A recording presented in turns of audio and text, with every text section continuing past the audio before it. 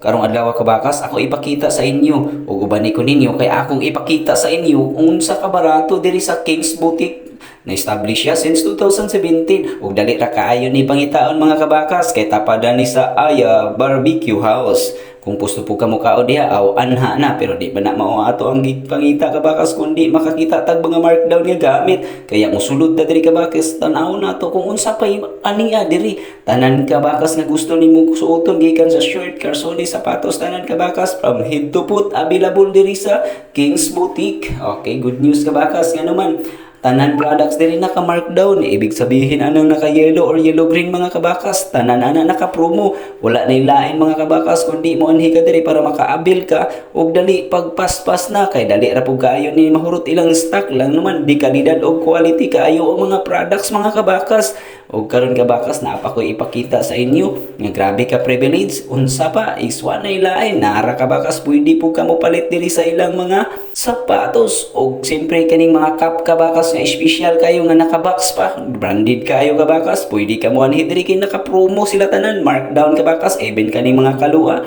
even kaning mga medyasa og the same time kabakas kani pang mga diri nga side kabakas og shout out tay ko sa tagiya kabakas kundi mao na siya kabakas og siyempre sa ato ang mga kauban kabakas watay lain o good news mga kabakas mao ni ang mga markdown diring dapita nga side kaya kung gusto ka mo palit og barato di kalidad ang presyo naara diri kabakas sa King's Boutique anhi na ayo na paglangan even ako nakita gyud nako nga sayang perting sayang nga kaya ayo nagdugay.